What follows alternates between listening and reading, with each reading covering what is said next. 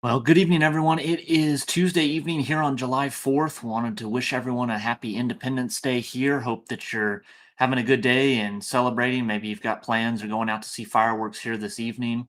Wanted to get on, do a video, and look at the potential for some significant severe weather and even a couple tornadoes here tomorrow afternoon. So that'd be Wednesday afternoon and evening across probably southeastern Colorado, northeastern New Mexico, and maybe into the Oklahoma or northern Texas panhandle. So do want to take a look at the environment here, talk about kind of where and why we might have a chance of some more significant severe weather and certainly even a chance of a tornado or two. So that's kind of what has piqued my interest here.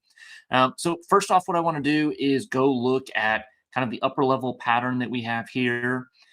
So certainly when we look at potential for significant severe weather, we do want to have this increased flow at that jet stream level, that 500 millibars. So we look here, kind of southeastern Colorado, 35 to 40 knots.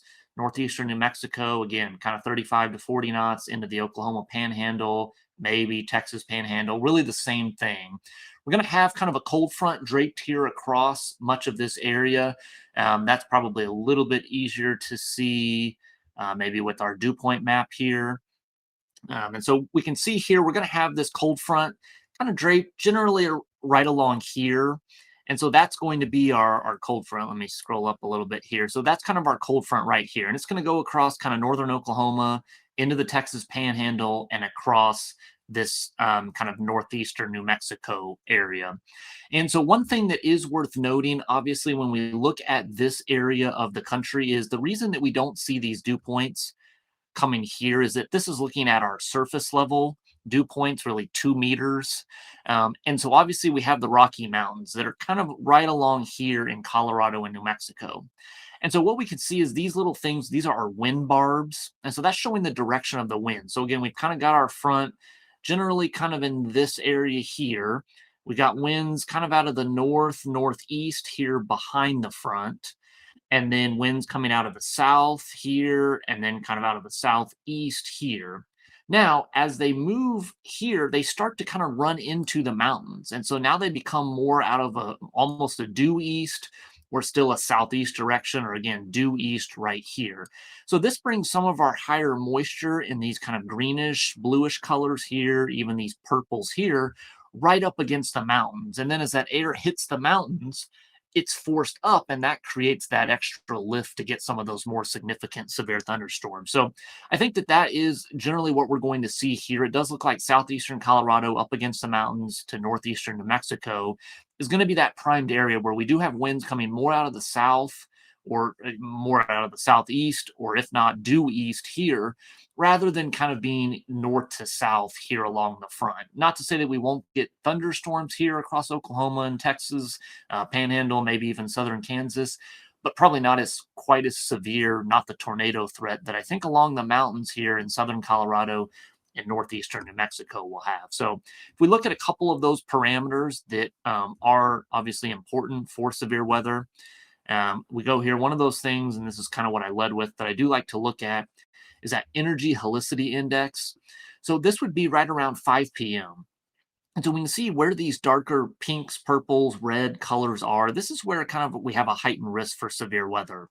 And so obviously here, right along the front across the Texas Panhandle, kind of northwestern Oklahoma, and then up here against the mountains in southern Colorado and northeastern New Mexico here.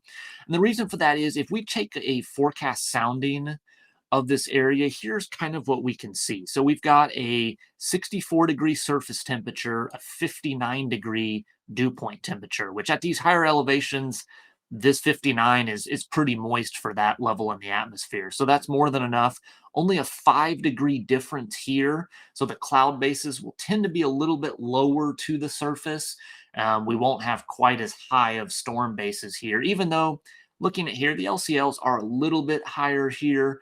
But again, we are dealing with a higher terrain. We're not down here at the normal surface. The surface is obviously elevated, being at those higher mountain terrain. And then we can see kind of this looping hodograph. It kind of loops around here and then it straight lines here. Storm motion's moving kind of to the southeast here. So we've got kind of this curved hodograph. So certainly we could see a tornado threat with something like sounding like that. Now, when we do look a little bit further south into maybe this northeastern New Mexico, we can see again definitely warmer surface temperatures, winds here out of the southeast, 62-degree dew point. But again, we've got almost a 30-degree spread. So this is going to be a little bit warm. Those bases are going to be pretty high above the surface. Probably not as much of a tornado risk down here. Now, it is possible that as we get a little bit later into the day, we get a little bit better kind of not only moisture, but those temperatures come down a little bit. We could see a better environment. Now, this is a little bit contaminated here. That's what these red bars mean. So there's a storm ongoing. Let me take a sounding a little bit further out to the southeast where that storm would be moving. Again, temperatures do start to come down here. So now we're only about 20 degrees. Winds are almost due east here. Not crazy curved hodograph, but maybe enough to where you could get something if the environment comes together. And then again, when we look at that southern Colorado target as well, a little bit more of a curved hodograph here. Again, those temperatures are almost at that dew point, so you're going to have a lot of cloudiness, but you're going to have those clouds that are a lot lower to the surface here. So definitely does look like the environment could be conducive depending on where the front kind of stalls out tomorrow. Up against the mountains here, looks like we'll get some storms probably mid-afternoon that will ignite.